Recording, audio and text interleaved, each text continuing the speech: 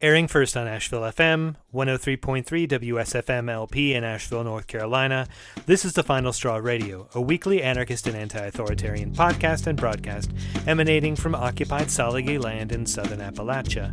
We bring you voices from the long struggle towards liberation from around the world. Welcome. This week on The Final Straw, we feature a conversation between the occasional host Scott and Adrienne Maree Brown. She is the co-host of the How to Survive the End of the World and Octavia's Parables podcasts. For the hour, Scott and Adrienne speak about We Will Not Cancel Us and Other Dreams of Transformative Justice, her latest booklet, available through AK Press. Thank you for coming and talking to us in The Final Straw. Do you mind introducing yourself with your pronouns, any relevant information you want to give? Yeah, so my name is Adrienne Maree Brown. I use she and they pronouns. I am a writer based in Detroit, and I am the author of Emergent Strategy, author of Pleasure Activism, co-editor of Octavia's Brood, and then most recently, and I think what we'll be talking about today, is the author of a booklet called We Will Not Cancel Us and Other Dreams of Transformative Justice. I have been a movement facilitator and mediator for over 20 years now, close to 25 years something, and most of the writing and work that I do is rooted in the experiences and questions that have come from those places. So that's who I am for people who are meeting me here. Thanks. I'm so excited to get to talk to you. And I wanted to dive into your most recent published book, because it offers a lot of good food for thought, especially for people who are engaged in different kinds of community processes and accountability and the larger projects of abolition and transformative justice. Oh, one thing you should know, and it may show up for your listeners too, is I have neighbors upstairs, and today is the day that they host like the preschool pod. So if you hear like big thumps and bumps and things like that, it's just know that it's just like kids playing and everyone's all good. So that's a good sound. I also have a sleeping cat who may awake, and it's time to hang out on the computer. Yes, real life continues happening even during Zoom calls. So I kind of wanted to just like jump in with like right into the stuff, thinking that a lot of the listeners have a basic context for abolition and transformative justice. My first thing that I started thinking about in preparing to talk to you is the way that cancel culture, which you refer to in the title, it's become kind of like a meme at this point, and I see. Like there's plenty of critiques from the radical liberatory side, which is the one that you're offering, but also like right-wing conservative perspectives. Like I'm thinking of like Trump getting kicked off Twitter, or like J.K. Rowling's transphobic stuff that like prompted this letter by all these rich and powerful people to like talk about cancel culture. So I was sort of wondering what you think, like how do we differentiate those critiques from the like liberatory side versus the powerful side?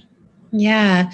I mean, I feel like I've had to explore this a lot more since the book came out than I ever did before. I really don't follow like what right-wing conservative people are up to or saying or doing. Like it's literally not a part of my world or my conversation. So when I wrote the initial piece and people were like, Trump uses this language or whatever. And I was like, word? I don't follow him. So for me, there's been an interesting like I can totally see the right wing using the critiques of cancel culture to dodge accountability. And to me, the major distinction is what is the impetus of the critique. For me, it's a love-based, abolition-based impetus, right? Which is like, I do believe that as people who are fighting for abolition, there are conversations we need to have, questions we need to be asking, and practices we need to get good at that are related to how do we practice being in deeper accountability with each other and starting to develop an expectation that accountability is possible when harm happens. Because I believe that those twin expectations are what lay the foundation for a truly post-prison, post-policing coexistence. So that to me feels like the primary thing is that when someone like a J.K. Rowling is being like, no, cancel culture is no good, what she's fundamentally fighting for is like, I want to protect my right to be oppressive. I want to protect my right to basically cancel or deny the existence of other people, right? And I'm like, what I think we are fighting for is the right to protect as many people as we can from being harmed, from being denied, from being erased. So there's a call, to me, it's the difference. Also, people talk about call out versus call in, those kind of things. I think that a lot of what we're doing is like, we want to actually pull ourselves into more interdependence, more relationality, more accountability. And that feels like a huge distinction. That's a good point too. Like, because the words, they can become slippery, especially as they get co-opted by, people who don't have those horizons that we have. Yeah. Yeah. And we have to, we're always trying to figure out like which words are we going to fight for and how do we do that fighting for. And it's hard, but I do think it's worth it in some places. It's like abolition is actually still ours. Transformative justice is still ours. And I don't think cancel culture necessarily is one that's ours. For me, like, we will not cancel us. It's really about the activity of it's like, we're not going to cancel the people that we need to be accountable for. How do we do that? Yeah, no, that's a really important distinction, because cancel culture is already the like mainstream critique of this thing. Is like, probably they see it as like a youth phenomenon or whatever on social media. And canceling is a thing that people do, but it's not a whole culture necessarily. It's not. And it's also, I think the thing that's interesting is like, there's a culture of disposability and there's a culture of conflict avoidance. But I think the cancellation, I think so much of it is rooted in like social media culture. Yeah. So social media culture is like shallow engagement, clickbait headlines, very surface level arguments, and then canceling people, right? It all goes together. It's like trolls gone wild. And then we're trying to build movement. And how do we navigate and organize around social media as a part of building movement? And how do we harness it as a tool? And I think what's been happening is it's been harnessing us, right? It's been like we've gotten drawn into the way social media works as if that's how community works or that's how community changes. Yeah, there's like two different levels, like where we could use the social media as a tool for things that we've done historically to protect ourselves. But then there's this other level where it takes on another sort of meaning. And I guess like one thing I was thinking about reading your book is like, so like, the probably also the most notable mainstream version of this that gets discussed is like #MeToo. And it gets called a movement, but like, from the sort of way that you discuss things in your book, I don't see it as a movement, because it's isolated acts of naming something, right? Because it's not necessarily like a struggle in the streets. And I'm not saying that as a judgment that I am like reserving judgment of like it's effective or like should people do this, but I'd sort of be interested in thinking in hearing about like that as like not having basis in a tangible community.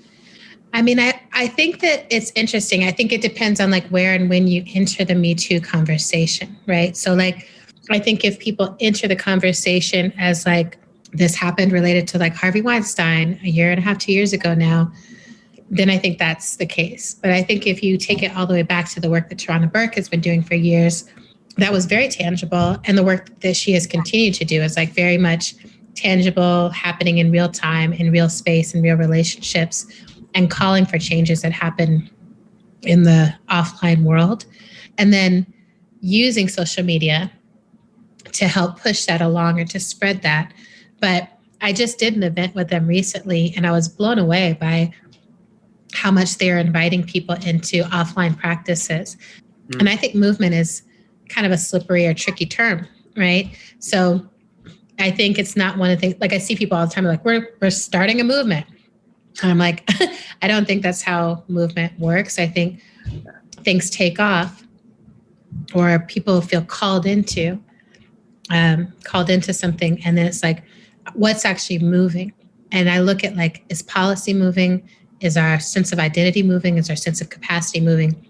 And in that sense, I would say that to me, Me Too is absolutely a movement because it has moved and transformed how people negotiate intimate relationship, how people negotiate intimate harm, and how people negotiate being public or not public about the harms that happen to them. Right? Yeah. So for me, I would see it that way.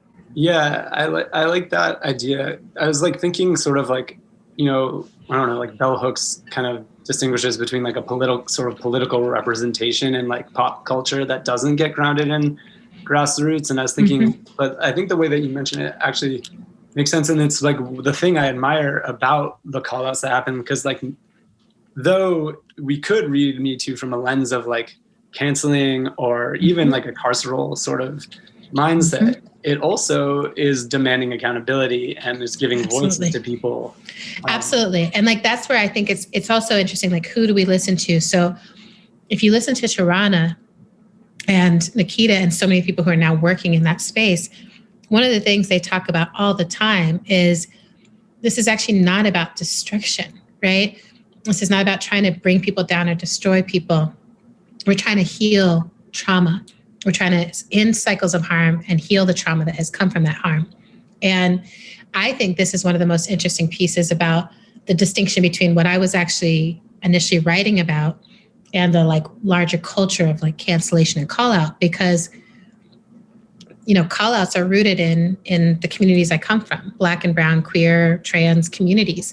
And the reason that we needed the strategy initially was because the power differentials between us and the folks who were causing harm were so vast that we couldn't be heard as equal parts of the storytelling. We couldn't be heard as in our survival. And that's still the case in so many scenarios where, these workers need to call someone out or call out an institution or call out a corporate entity because the power dynamics are so vast. And with a Harvey Weinstein, with an R. Kelly, with some of these big public cases, I'm like, I 100% support those. I have tweeted them. I'm like, those make sense to me because the power differentials are so big that the only way to potentially stop this harm is by making this huge call. I think the difference is then how do we handle it when the harm is much more horizontal, when it's in community where there might be slightly more positional power or slightly more social media cachet or something, but no one is wealthy. No one actually owns anything. No one has a long-standing security in any kind of way. And a lot of times we're talking about survivors where in the situation where like everyone in the situation is a survivor of something. And that to me is where it starts to all get much more complex. And again, that still doesn't mean we take it off the table, right? It might still need to be, I've witnessed, I've supported situations where I was like, we have tried a million other things to get this person to stop causing harm, and this is now the move. And I think that's the case. So a lot of the pushback I got from people when I published the original essay was like, hold on. In a lot of these cases, like, we have tried everything, and like, don't take the power out of the move that we do need the capacity to make. And that was definitely not my intention in writing it. It's not my intention now. It's to say, how do we make sure that we're using the tactic precisely when it needs to be used? And then how do we make sure we have other options when we need other options, right? That this is not the first thing people jump to, right?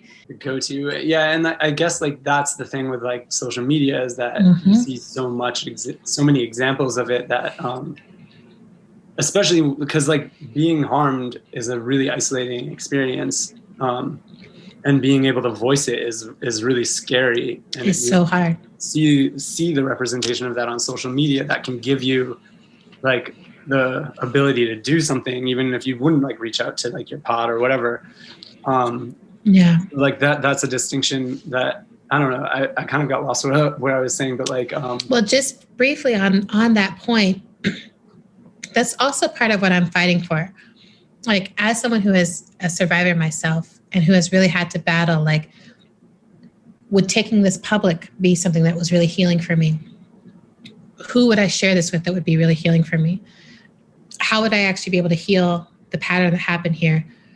What do I want for the person who has caused, multiple people in my life who have caused harm? And that's very intimate reckoning. Yeah. I can't outsource, like, here's what I landed on, and that's what everyone else has got to do too. Yeah. Like, it's very intimate. But what I do know is I want the results to be satisfying, right? Like if people are taking this huge risk to tell these stories, I want them to be satisfied that they then are able to get justice and that they're able to get healing. And I think that often isn't what happens with the way the call-outs play out right now. I think a lot of what happens is people take this huge risk, they tell a story, and now they're associated with that story, right? It's now they become a public face of like the worst thing that ever happened to them. Yeah. And sometimes there's some accountability. Often there's not. Sometimes the person who caused them harm just disappears and goes somewhere else and keeps causing harm. Yeah. And so I think for me, I'm just like, well, hold on, let's examine this strategy and figure out how do we actually make sure survivors are having a satisfying experience of healing and being held and getting room to process and not have to be responsible for managing anything to do with the person who caused them harm, right? Like I want us, my vision is where we live inside of communities that have the capacity and the skill to be like, that harm happened to you, we are flanking you, we've got you, you are being held, we are attending to your healing. And that there's also enough community to go to the person who caused that harm and be like, we are also going to hold you in a process of accountability and also healing, right? Because fundamentally, we know something's wrong if someone is causing that kind of harm. If someone commits sexual assault, if someone commits rape, if someone steals resources, if someone is abusing power, we know actually that there's some healing is also needed there. Not that the survivor needs to guide that healing, but the community does need to be responsible for. And I think we're a long way from that. But I'm like, that's, I think where we need to be heading if we call ourselves abolitionists is like, we have to develop the capacity to hold all of that in community so that we're not outsourcing it to a prison, right? To the police, right? This is the Final Straw Radio, and you're listening to Scott's conversation with Adrienne Maree Brown about We Will Not Cancel Us and Other Dreams of Transformative Justice, recently published through AK Press. More of Adrienne's writing can be found at adriennemareebrown.net. Yeah, it's interesting, like, because in this like transitional period, let's say, like where we're not there in that vision that you just discussed, but we're like, you know, trying to reach that, there's like that experience that so many people have, and you've probably seen this and had it yourself, like where accountability processes go wrong, or like a call out isolates someone and they get the person who gets harmed gets scrutinized and the process doesn't happen, or even like I feel like processes can be used to wield power within subcultural communities, like whether it's anarchist or like queer, and exclude people. So then there's like a high level, I feel, of burnout or like disillusionment with these processes. And I just wonder what you think about how we counteract that, because that's another form of healing that's needed, right? Yeah. I mean, I would say I keep pointing people to these two resources that I'm like, they just came out last year, which to me says so much, right? About how early we are in the transformative justice experiment. And to place ourselves in the context of time, to me, that helps me like drop my shoulders and be like, of course we don't know what the fuck we're doing. And like these processes are fucking up and everything, because like we are so early, and we have been, you know, and Miriam Kaba talks about this, that we have had 250 years of the carceral experiment of like well-funded policing and prison systems rooted in enslavement practices. Like we've had a long time of those being well-funded, and we have never had a period of experimentation where what we're talking about, transformative justice and abolition processes, have been well-funded, right? So of course, right, we're not resourced to do it. We haven't. So one book is Beyond Survival, that Ajiris Dixon and Leah Lakshmi Piepzna Samarasinha put out, which gives a history of transformative justice, which talks about the people who were doing it before they knew that they were doing it, or maybe they didn't call it that, but just different kind of case studies and models and experiments. So people can kind of see like, yeah, like we've been innovating and adapting and trying to figure this out. So that feels like one resource for people is like, go look at, like, we're not the first people to fuck up. We still don't quite know how to hold these. We're learning. And then the other resource is Miriam Kaba and Shira Hassan put out this workbook called Fumbling Towards Repair. And I am in love with this workbook because it's very tangible as a resource. It's like, here's how you can do in a community accountability process in your community when something happens. And it's rooted in the idea that Miriam talks about, which is it's not going to be a one-to-one shift from like the carceral state to a perfect transformative justice, like, system that someone else still holds outside of us. It's going to be a system where we want to defund the police and defund the state and redistribute resources into a million different options in our community, including that many of us muscle up our capacity to do community accountability processes. And, if we're doing one for the first time, I remember the first time I did one, I went in with a big dream of like healing, and I came out with like a mid-level satisfying, like I said my piece and that person agreed not to do whatever. So, I just think it's important to be humble in a grand scale about the fact that like we are still learning these things. And there's a lot of people in our community who actually are developing some expertise around this, but you're developing expertise around something that is very often a private process. So it's not something that you're running out like, honey, let me tell you what I just did with this horrific person or whatever. Like a lot of it is very private and very quiet. And I think that also skews the sense of this moment because, a lot of times the initial call outs or initial accountability moves are much more public and social media takes them very far, but then we don't see what happens behind the scenes. We don't see what was happening behind the scenes to lead up to that moment. All of those things are kind of behind. So I just think if we're able to be like, we don't know how to do this yet. We have to learn how to do this. And learning happens mostly through failure, right? Like we learn by trying something, it doesn't quite work, then we make the adjustment. We have so much to learn, right? We have to learn what roles work best for different people. Who are the mediators? Who are the people who can hold these processes? Who are the people who are like, I'm a healer, I can hold a role in the community? Do you have to experience these accountability processes yourself? Can you just read about it and hold it? Like there's so much to figure out. And to me, it's actually exciting, right? It's like we're in an exciting place potentially for transformative justice and abolition, but not if we stay committed to outsourcing those we deem as like bad or the processes themselves. It's more like, how do we turn and be like, yeah, we don't know how to do this. Let's learn.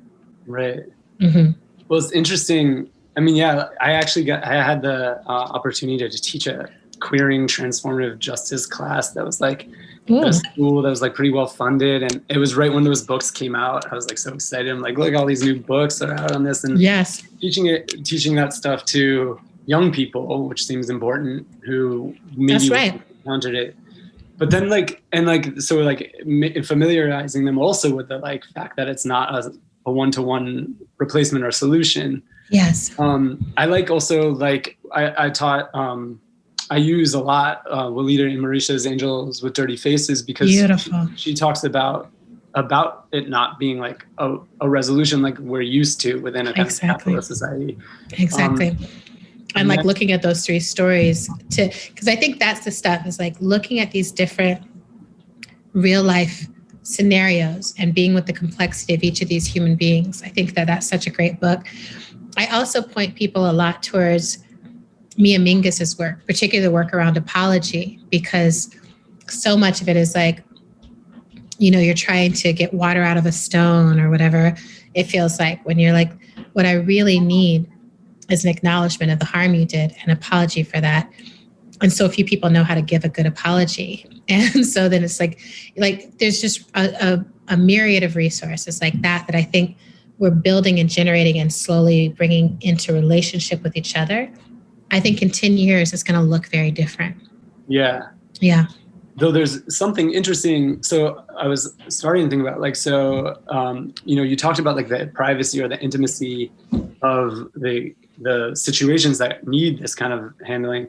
And then if we started having people specializing and training in this stuff that go around doing the work, then there's we could run the risk of like professionalizing it, which I mean, I hope that's not to me, that's why the workbook model is so exciting. And I say this as someone who has worked as a facilitator for the last, 20 years, right? So I recognize what happened for me was I had this skill that was of use to my community. And then it became a professionalized skill where suddenly people are like, we'll fly you to all these different places to do this. And for a while, that really worked for me. It allowed me to work with very exciting movements, but it also has the impact in the long run of making people think they need to fly me in rather than looking around at like who in their community has this capacity and this strength. So, I wrote Emergent Strategy to help with like spreading those tools. And I have a book coming out this spring called Holding Change, The Way of Emergent Strategy Facilitation and Mediation. And for me, the idea is like, similarly to the workbook is like, pick this up, integrate the skill set, find the facilitators, find the people who are like this in your community, who do mediation, who are drawn to it. And let's start to actually have more of a capacity for local reliance in these different systems and in these different needs. Like, I actually think the professionalization and the sense of like, we need to bring someone from afar to do this weakens what's possible at the level of the community. Right. I know since you're like pulled so much from Octavia Butler, that made me think about like kind of seeding these like communities that then figure it out themselves. Like exactly. And like thinking about emergent strategy, and then with the new book that you just mentioned, and so like one thing and we will not cancel us. You talk about the sort of like supremacy that we within us, and I connect that kind of to like the diagnosis that Wonkali make in Octavia Butler's book about like the problem with humans is like that hierarchy and intelligence. Yeah. And so like I see that work that you do, that writing that you do as like part of the process, the internal process that we need to do to unlearn the supremacy or the hierarchy. Yes. And that would work for like on so many different levels of like power, like I don't know, like masculinity and all these things. So yeah, I guess like, let me frame my question. I had written something that's like, do you see this as a struggle that takes place in culture? Is it like internal? I mean, I think you're initiating this kind of new genre too of like a anti-authoritarian, like help book or something. Thank you. The other day I was doing an interview and they said that my new genre was facila writing. Like writing stuff that facilitates people through a process. So I'll accept this too, anti-authoritarian help books. I do think it's something that happens at both and I'll say this, like one of my great teachers, mentors was Grace Lee Boggs, who is an Asian American freedom fighter based here in Detroit, part of the Black Power movement. And she said, we must transform ourselves to transform the world. And when I first heard that, I was like, no, we have to go out and transform all the fucked up people who are doing bad things. Like, we're good. And it took me such a long time to understand what she meant, which is any of these systems that we are swimming in have also rooted inside of us. And as we uproot them, unlearn things inside of us, then we can become both models for what it looks like to be post-capitalist, post-nationalist, post-patriarchal, post-white supremacy. We become models of that. We become practitioners of that, and we become scholars. Like, we actually understand what does it take to do that unlearning, right? Yeah. And that feels like such a crucial part of this. And in We Will Not Cancel Us, I referenced my friend Prentice Hemphill's essay, Letting Go of Innocence, because that feels connected to this. It's like, first we have to recognize we are not above the people who have caused harm. Yeah. We may have had different circumstances that have led us to moving our harm in different ways or processing our trauma in different ways. I think it's such a blessing. I have a life of trauma, but early in my life, I was given tools around therapy. I was given tools around healers. I had a loving household, so a loving jumping off board from which to process the trauma of being alive in this time, which I think everyone actually is experiencing at some level. Different people, I interact with people regularly. I'm like, they didn't come across the idea of therapy, or they were told that's not an option, or healing, that's private. That's something you don't do. And I'm like, that energy is going to move somewhere. So I don't look at myself as above anyone who ends up in the prison system or anyone who ends up canceled or anyone, I'm just like, I just had different circumstances and they allowed me to process the trauma in different ways. That's internal work. That allows me to be present with the fact that capitalism is in me, petty, jealous behavior is in me, judgmental behavior is in me. And then I have to examine, like, where does white supremacy, where does patriarchy, where do those things live in me?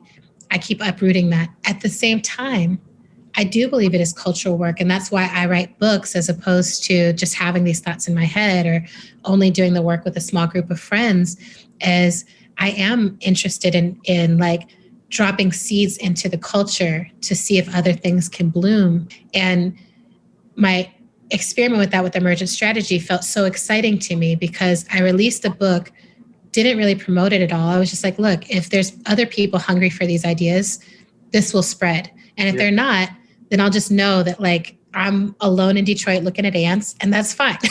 Like I felt kind of okay either way because the earth is still offering its amazing lessons regardless if people see it through my book or not. But now I know that that strategy can really work. And We Will Not Cancel Us, similarly, we did a couple of events that just felt like important conversations to have with Charlene Carruthers, with Cindy Weisner, with Shira Hassan, and with Malkia Devich-Cyril, who wrote the afterword. But mostly it's just been like the book is out and people are either reading it or not. And I have a lot of people who are like, I'm reading this. And I've gotten a lot of messages from people who are like, I'm really surprised, like based on the first essay to like what happened in the book. I'm surprised.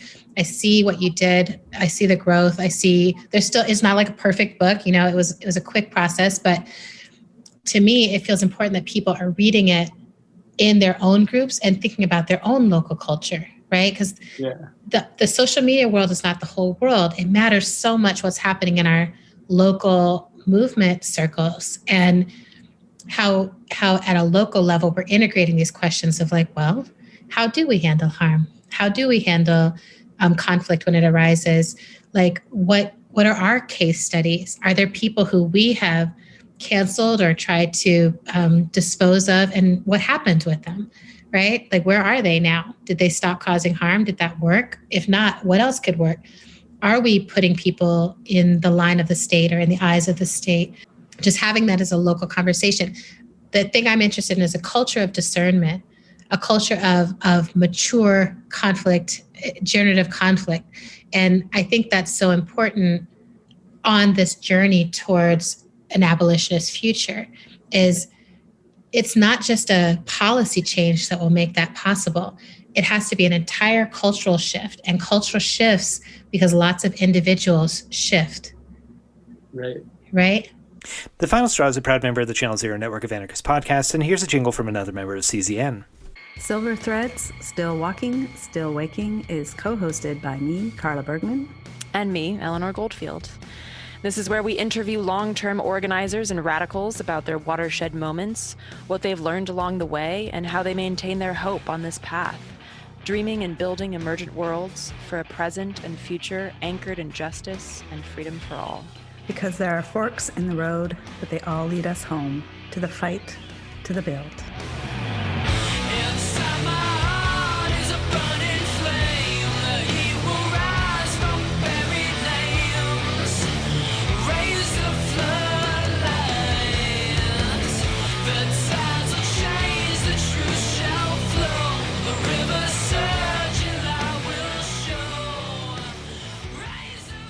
This is the Final Straw Radio, and you're listening to Scott's conversation with Adrienne Maree Brown about We Will Not Cancel Us and Other Dreams of Transformative Justice, recently published through AK Press.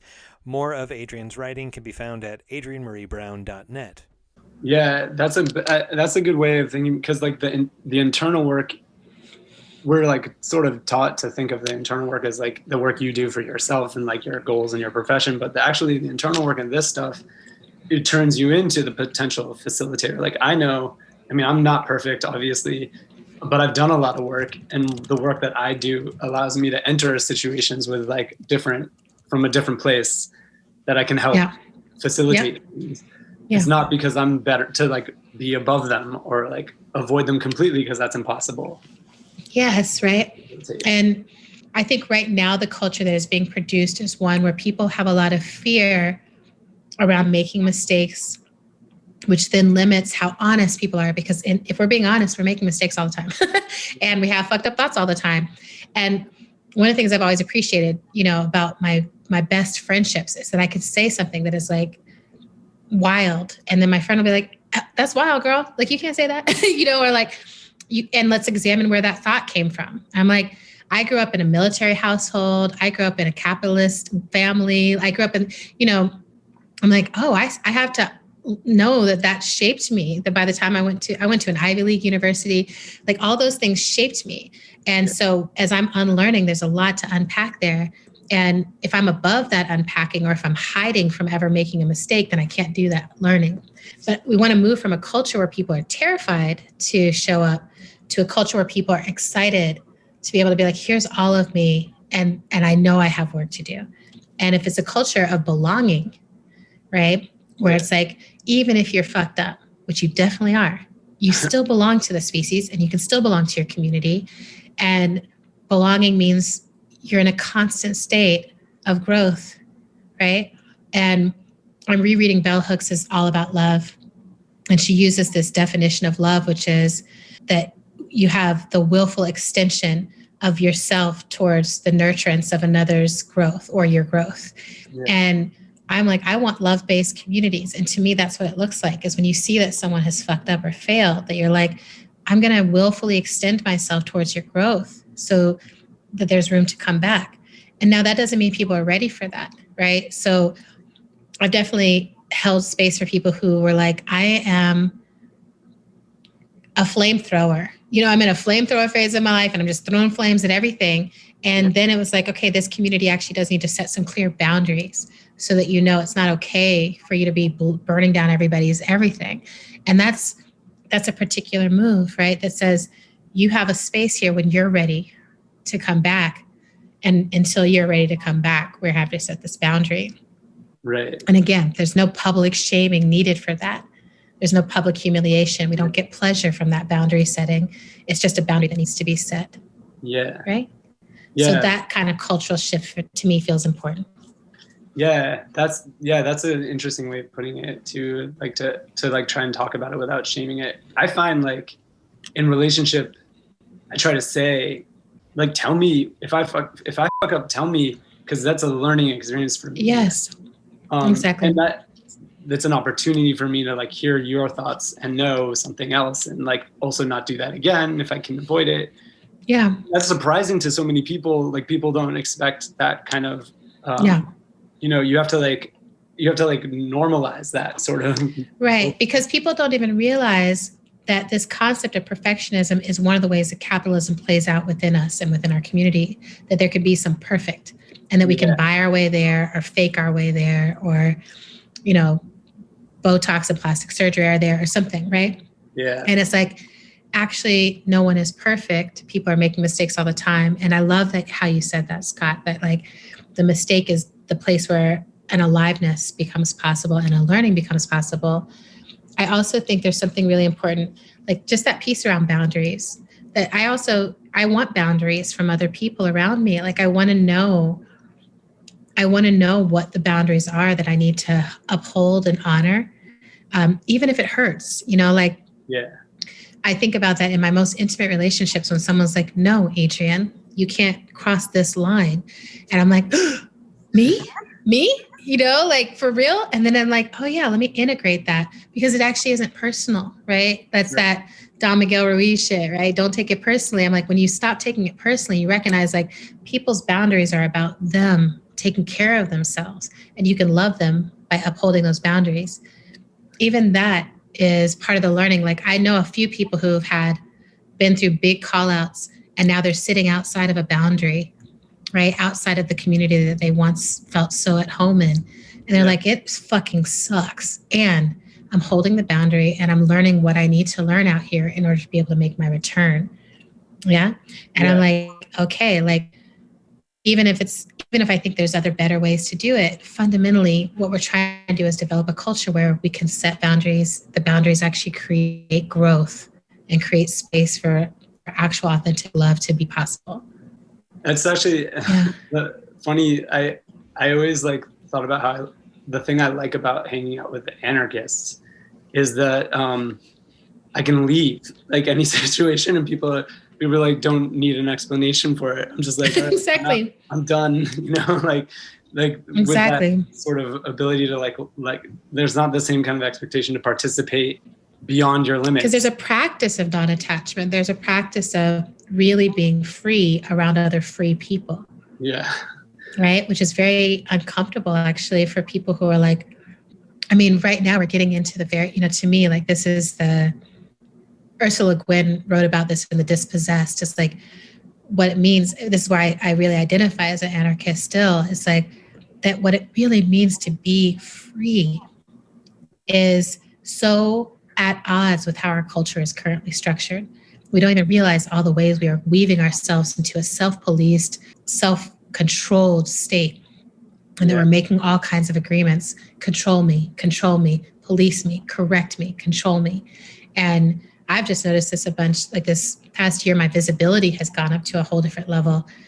And which means that a lot more people think that they should have control over me. And really staying free within that context is like, I'm like, oh, I'm glad I have developed the muscles before this visibility that I am free and that I deserve to be able to fuck up and make mistakes. And I can handle being in public as someone who's like, yeah, I fuck up. That's what I am. I'm a human being. Yeah. Visibility doesn't make me less human or whatever. But it is a muscle that I'm like, I wish more people were thinking about even developing, much less practicing. Yeah, and you model that in you have your podcast, but also like the book models that as a process. Like the book, like We Will Not Cancel Us is presented not as a finished, it's a process. And like, I made uncomfortable decisions in it. Like it would be much easier, I think, for me on some level to just pull down the original piece and be like, that's embarrassing.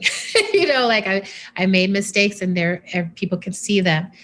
But again, if I step outside of it and like don't think of it so personally, then it's like, well, I can imagine some young organizer being able to read the book and go back and see the piece and make the connection and actually be like, oh, like this was what you learned and this is what you improved. And like, you still have room to grow. Like this could be better. This could be sharper. This could be clearer. I'm like, great. You write the next book, like keep this process going. And I recently got to be in conversation with Angela Davis, which was like wild because she's someone who I really looked up to. And like, but I really love how I've seen her handle critique in her life. When people come to her and they're like, why are you like this? Whatever. And she's like, yeah, exactly. Right. Like, yes, those are real questions that I'm in, that she keeps herself as like a living, breathing, growing being who is changing and learning all the time. And she's like, I'm not the same person I was when I was being pursued by the government, when I was arrested and all of that, when you campaigned to free Angela Davis. Now I'm this Angela Davis and I will continue to grow. And I'm like, that feels like a great model for those of us who hope to be elder organizers and elder activists and elder radicals. Is like, Grace continued to be curious and grow. Angela continues to be curious and grow. And I want to be that, like if I get the blessing of being old, I want to be that kind of elder. Right. Yeah. And God, we need to have like that continuation, that intergenerational connection for, again, there's so many people coming in now with stuff that's happening. And just like, sharing our knowledge and experience and letting that, and then also getting theirs, because they have a different perspective. Exactly. This is The Final Straw Radio, and you're listening to Scott's conversation with Adrienne Maree Brown about We Will Not Cancel Us and Other Dreams of Transformative Justice, recently published through AK Press. More of Adrienne's writing can be found at adriennemareebrown.net. So like, thinking, I've seen this tactic used when there's like a serial abuser in a community, someone who the group, like the community is like, we don't have faith in accountability from this person. And they do like a general call, like flyering postings or whatever. And there's also like in science fiction, like, in like Woman on the Edge of Time, there's this idea that like, eventually if you keep harming, you're going to get killed. Right. Like, I mean, Woman on the Edge of Time, you get one chance, right? Yeah. Like you mess up one time, they give you the tattoo. And if you mess up again, that's it. They're like, we're not doing prisons, right? Yeah. But like, I mean, I've heard, I have an organizer friend who says like part of abolition is maybe the community decides that that's it for you, right? Yeah. That's their vision of it. Right. I'm not saying that everyone needs to adopt that, but Yeah. but there's like also revenge and stuff like that. And I was just wondering what your thoughts are on. Yeah, I mean, I think it's complicated because I will admit that I have one response is like, here's my theoretical, philosophical, higher self response, which is like, we have to keep growing our capacity to hold even the most harmful people. Somehow we have to figure it out. Yeah. But then the part of me that's like in communities regularly and has had to hold and set those boundaries and has seen that person, I'm like, you literally don't care. You must work for the feds. Like you are just like, I don't know, like when they were passing out like vibes of happiness and joy, like you missed the entire bucket. I don't know what happened, but like, right. Yeah. I've seen that side, and I've definitely been in a place where I'm like, it has felt like there's no other option. There's no other option. Right. So I think what I mean inside of this is I'm like, I'm not actually judging, right? Like what communities have to do to survive. And I don't think that any of us can do that for other communities. I do think for me, my questions, or at least I'm not trying to judge, like I'm not trying to be like, oh, y'all are weak because you just like whatever. My thing is, there's something around how we feel inside of it, right? So any of those times when I've had to finally be like, look, they're not willing to stop causing harm. We have to set this boundary. For me, it's been a move of grief. It's been a move of like grief and relief. And like, we just have to make this call and prayer, because I'm like, I know that us holding this does not mean that the harm is going to stop and they're going to go find someone else to hurt. And, at an individual level, right? This is always a thing. It's like, if someone has been abusive to you, like, do you call the person that they start dating next, right? And be like, look, this person's going to fuck you up, right? Or do you just like, well, I hope it goes better for them. And people make different calls about that. And like, I think the things that help me through this, one is I do believe that people change. They may not change at the pace that we want them to, but I do believe that people change. I do believe that sometimes a hard boundary is the only way to get people to change. I've seen it happen before. I've seen it happen with people who had that positional power that they were abusing and abusing and abusing, and finally were like, you don't have it anymore. And that's when they actually were able to turn inward. So I do believe that the hard boundary sometimes can be the most powerful thing. I do think it's difficult with the flyers or the revenge, like, I've said it before. I'm like, that person just needs to get their ass kicked. Like that's what needs to happen. Right. And I struggle inside of the same complexities, I think is the important piece here. What I want us to get good at as a community is feeling like we have as many options as we do actually have, and practicing all of the options. And a lot of what my writing is in this time is like, let's not jump over all the options that could actually keep this person in our community or help this person to heal from the harm that clearly has happened to them, or help this scenario, play out differently. Let's not leap over all of that to have the very first thing we do say, plaster this person's face and name and like the intimate stories of the worst moment of their lives all over the internet and where anyone can see. To me, that's the move that I'm trying to keep us from, to be like, first, let's understand the history of this person. What do we know? How do we protect the survivor from any further harm? Is the person actually open to mediation or to another process?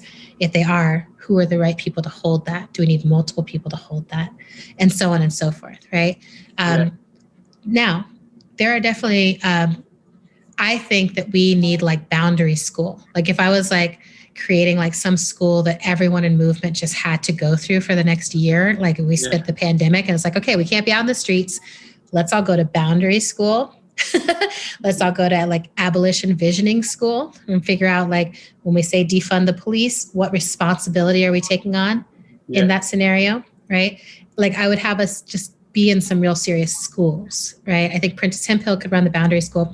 I have visions on this stuff, right? I think Sindolo Diamania could like run the a school on like abolitionist visions and like in practicing those at the local level. And Andrea Ritchie, I think, could do that. Like Mia Mingus, Miriam Kaba. Like there's so many people. Like I think that there's a lot of learning in political education and practice education that we could do, because there's pleasure in revenge. There's pleasure in being able to finally say this asshole is an asshole. There's pleasure in all of those things. But I think it's a temporary pleasure that doesn't actually change the conditions that will lead to more harm happening. I want us to start to get the pleasure mostly from healing and knowing that we have transformed the conditions and the harm will not happen anymore.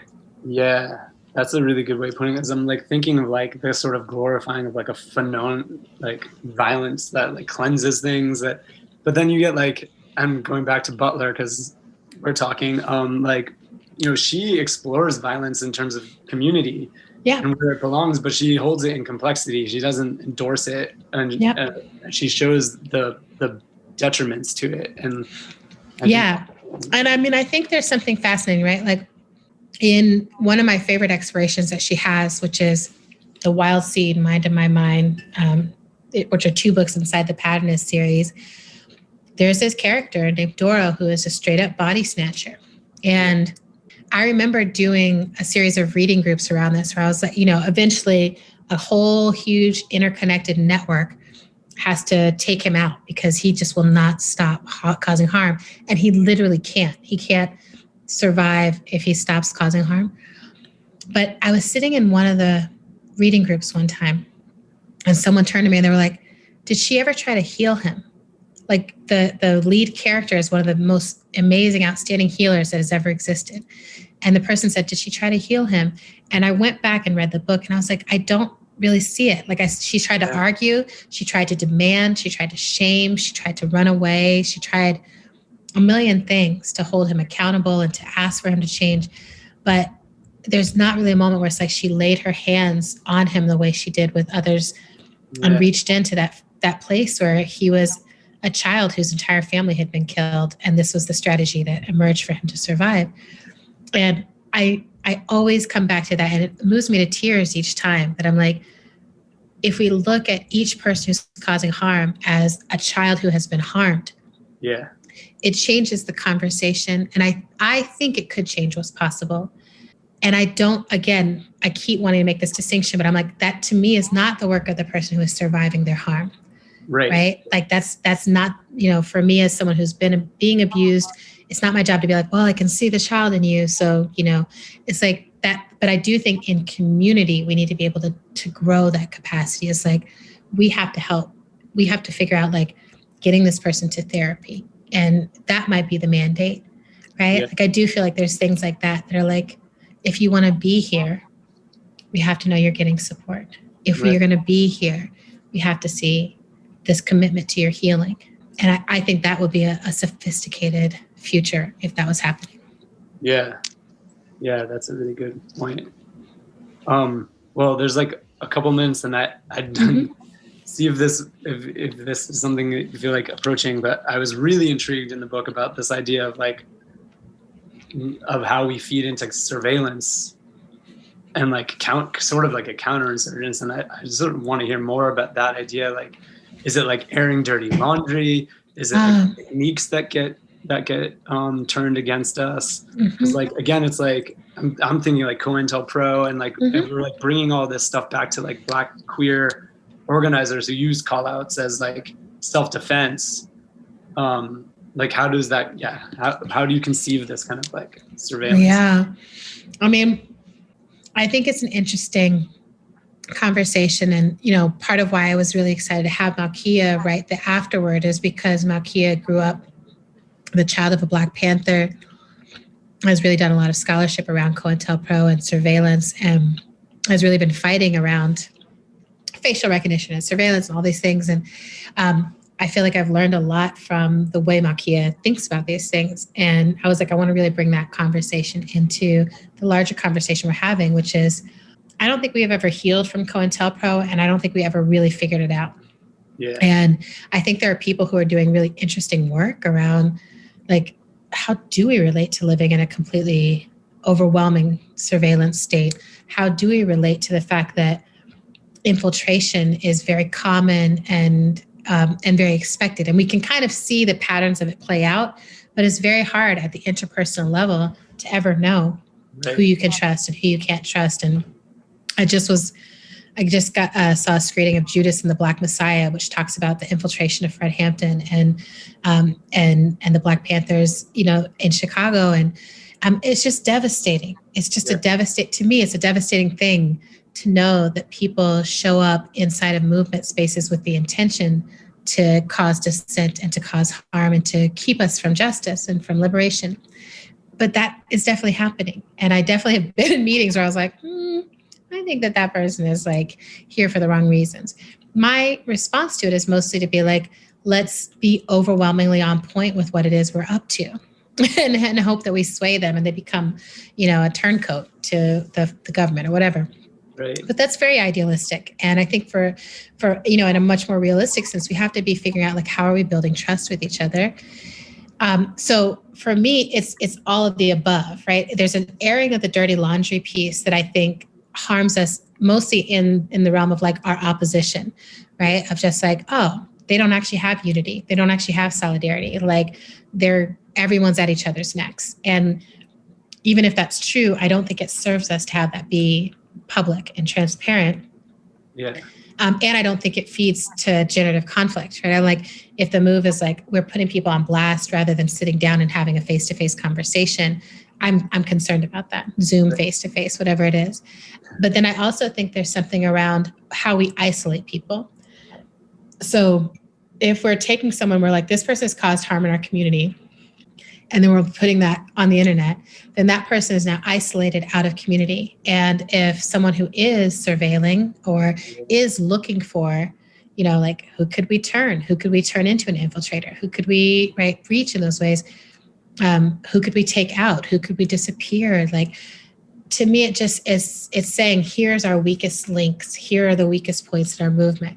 Come get us. And I think right now, because movement has grown so fast and because social media is such a bizarre space where people think that they're in real relationships with people they've never met, they don't know anything about, they have no sense of an actual history for. I think we're in a really endangered species zone when it comes to our movement work right now. And that was a big impetus for the writing that I did, because I was being asked to do these call outs. And then when I would go look who was asking me to do the call out, it was like people I didn't know.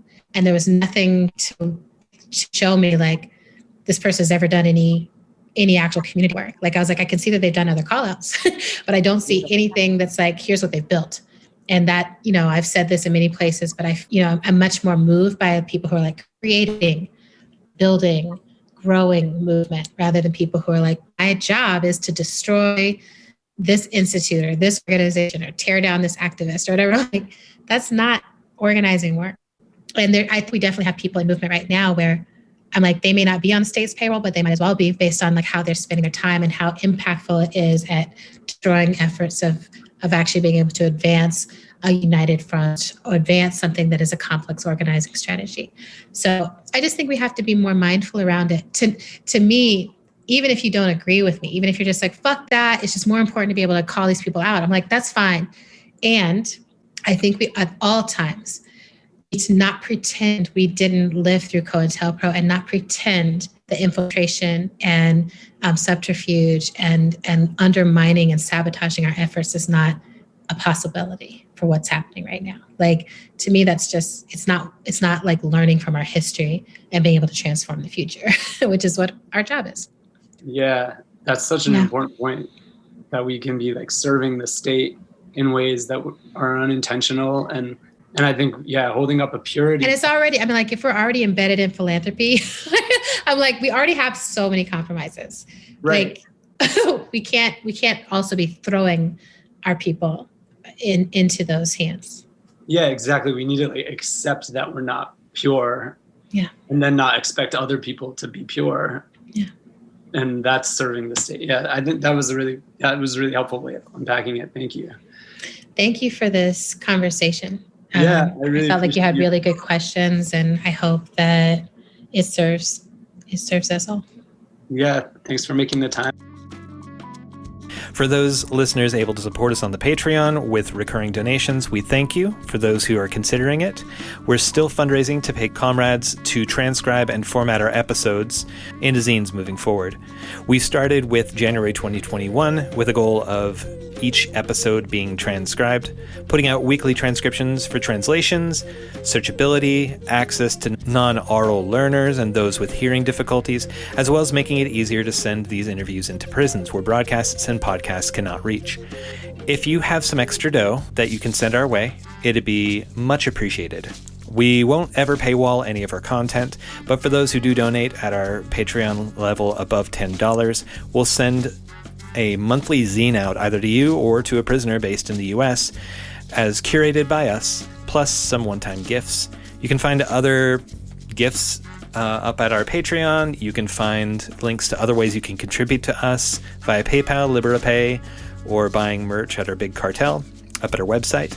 Other ways you can support the project non-monetarily include sending us show ideas, giving us feedback, rating us on the podcasting apps, sharing us with your friends and your enemies, or talking to your local radio station and talking them into playing us on their airwaves. You can get in touch if you have more questions. And now some words from anarchist prisoner Sean Swain. What you say, what you say, what you say, what? We'll call like a war. The following is a continuation of the segment that aired on January 3rd. The information was compiled by the website killedbypolice.net. August 26th. An unidentified person, male, Arizona. Julius Payet, male, Texas. August 27th. Damian Evans, male, Utah. August 28th. Julio Cesar Moran Ruiz, male, Maryland. Jesus Alvarez Pulido, male, California. August 29th. Michael Anthony Harris, male, Florida. August 29th. An unidentified person, male, Minnesota. Kurt Phelps, male, Colorado. August 30th. Nicholas Frazier, male, California. Jesse David Navarre, male, California. August 31st. Marco Antonio Benito, male, New Mexico. Archer Salmon Farrell, male, Idaho. Dijon Kise, male, California. Robert Earl Jackson, male, Alabama. Miguel Vega, male, Illinois. September 1st. Albert Wheeler, male, California. September 3rd. Timothy Clevenger, male, Iowa. Michael Forrest Reinöl, male, Washington. Fernando Napoles, male, California. September 4th.